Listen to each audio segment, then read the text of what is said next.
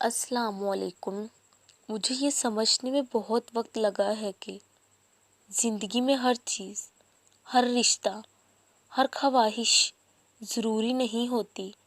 جو چیزیں ادھوری رہ جاتی ہیں ان کا مکمل ہونا لازمی نہیں ہوتا، اور جو شخص ہمارے لیے بہت خاص ہوتا ہے وہ ہمیشہ ساتھ رہنے اور اچھا محسوس کروانے کے لیے نہیں ہوتا۔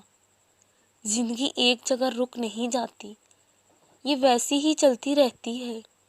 کبھی کچھ لوگ ایسے زندگی میں آ جاتے ہیں کہ جن کے جانے کے بعد ہم یقین کے راستے، اللہ سے محبت کے راستے پہ چل پڑتے ہیں، اور کبھی ایسے لوگ آتے ہیں جو ہمیں انسانوں پہ اعتبار نہ کرنا اور دنیا کے فریب سے کیسے بچا جائے یہ سکھاتے ہیں، اور اسی راستے میں کوئی ہاتھ تھامنے والا مل جاتا ہے تو کوئی ہاتھ چھوڑ کر جانے والا۔